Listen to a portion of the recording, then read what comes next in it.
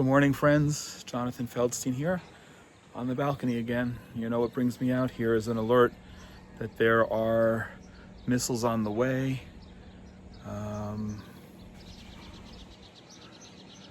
You've got the view over my shoulder of Jerusalem to the north. Let me get up here. We're real close. Yesterday I had a meeting at the Ramat Rochel Hotel, which is just on the southern edge of Jerusalem. And what's interesting, I told the people that we're so close that you can even see my place from there and vice versa. So if I were turning around and if you had my binoculars, I'm out here because we have notifications of an air raid siren. I see notifications coming in on the screen of my phone. Over here, we hear what's interesting as well. Israeli schools are all shut. In the distance over there is the Arab village Abdullah Ibrahim, Palestinian Arabs. Their schools are active, busy. We hear their class, the breaks in between class, and we hear the Islamic call to prayer beforehand. It's very possible we may get an air raid siren here any minute now. You'll hear it. It's super loud and jarring. And I'm also interested, so to speak, of in the air behind me is where we would see, although it's harder to see during the day than at night, where missiles come in. But yesterday, and my neighbor across on this side in that building was sitting out. They have a clear view of the west and could see missiles flying overhead and being intercepted. We missed it because of the view here. My building's here. I'm sort of lost track of how many days we are into this war. It feels like it's an eternity. It's 615, 16 something days since the Hamas massacre. But unclear, when this specific fighting with Iran will be ending. In the next coming days, I'm going to be doing a very powerful briefing with a panel on Tuesday the 17th, I guess that's tomorrow, as well as various personal updates Wednesday, Thursday, and Saturday. So if you're interested, if you're seeing this and interested in getting information, please go to genesis123.co and be in touch with us through there, and I can send you the information. We don't make it really super public in order to prevent people from interfering with the hack. With the thing. I feel like if I stop recording now, we're going to end up having an air raid siren just as soon as I turn this off. But it's very peaceful, very quiet. What's interesting over here is the Arab village they live right next to us, so they hear, of course, the air raid sirens that we have, but they don't have their own, and they don't have their own bomb shelters because they haven't invested in that. They've invested in the Palestinian Authority and Hamas invest in elements of terror. We've discussed since this conflict began with Iran how easy it would be, how easy it would be for them to have hundreds or thousands of terrorists come across and come into our buildings here. Not easy. It's funny. You just saw me pause and listen to something. One thing I've noticed since the war began in general in October of 23 is that I'm much more aware of noises. And sometimes living here on the top floor of this building, the wind blows in such a way that that's just a car door, but the wind blows in such a way that it makes it seem like there's a boom. And a boom outside is not a good thing. It means that either a rocket has landed or there was been an interception of a rocket a few days ago. Last week, I shared with you here on the same place, videos from straight overhead of the interception of rockets that were coming in from missiles, from Yemen. We don't know what's going on here. There was definitely a air raid notification. There were a few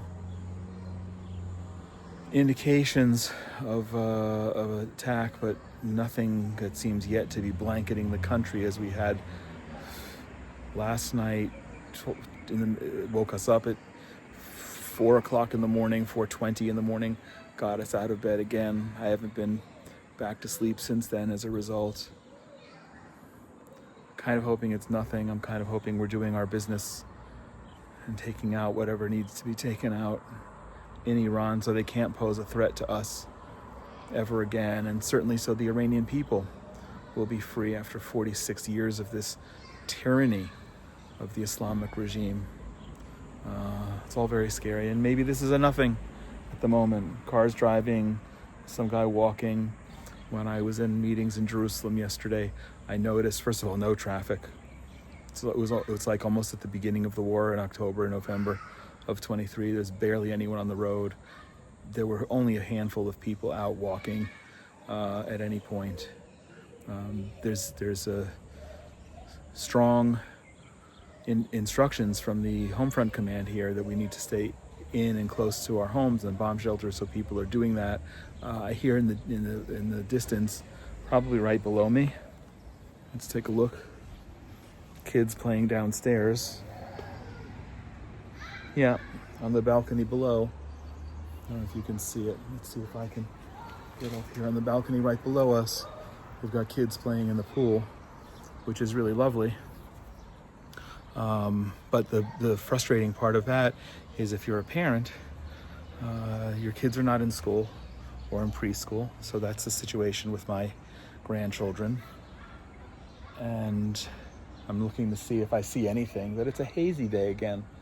So it's kind of hard to see. You don't even see the mountains of Jordan, which is so close and actually so beautiful when the sun is setting especially. But if you're a parent of young children, teenagers can take care of themselves and just need to eat and complain that there's no food in the house. But if you're a parent of young children, like my daughter and son-in-law, like who are our neighbors downstairs, you have to be occupying your kids 24/7 with being in the situation of being exhausted from lack of sleep and trying to get work done if you're able to do work, or not work, in which case you're also in some cases not getting paid. It's a big frustration. And then you compound that with the fact that so many men, specifically men, not only have been called up to reserve duty, and that becomes just an added level of tension and stress. And every time you hear the piercing sound of the siren, which it is, even if you're waiting for it, it's still jarring. Then you have to scoop up your kids and get them into your bomb shelter. There's a sound of military aircraft. It can only be military aircraft because the Israeli airspace is closed right now. But there's definitely a rumbling sound of military aircraft right now overhead. We've heard that quite a bit these last few days, but we don't see them.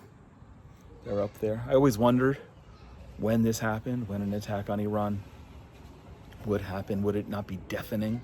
I suppose if you're in Iran, it probably is. But when we're taking off planes, even 200, which is what I understand we've been operating, and as many as dozens of planes over Iranian airspace, over Tehran, operating without anything preventing them for 2.5 hours at a time, it's tremendously loud. In any event, I know just as soon as I say goodbye to you, it's not the most exciting video, but giving you some insight here, we'll probably have an air raid siren. I do want to encourage you to connect and be involved with the webinars. At this point, folks, we're still not 100% sure what all the needs are, but we have an active emergency campaign going on, and there are needs, and I definitely would encourage you and ask you to, there you hear airplane. I hope you can hear it. To join us at the Israel Emergency Campaign, go to genesis123.co, and any donation, any amount makes a huge difference. I'm looking to see if maybe I can actually see it, but there's definitely aircraft overhead. Genesis123.co, join our Israel Emergency Campaign. If you'd like to participate in the briefings we have scheduled, that's amazing. If you'd like your own private briefing with you, your church, your community, virtually or in person. I will be in the States, God willing, in August and September, and have some special announcements about that coming up. Please be in touch as well. Genesis123.co. Meanwhile, wherever you are, stay safe, and praying that this will end soon, end with victory, and end with a destruction of the threat that we've been living with, not just for the last number of days or weeks or months, but years. God bless you.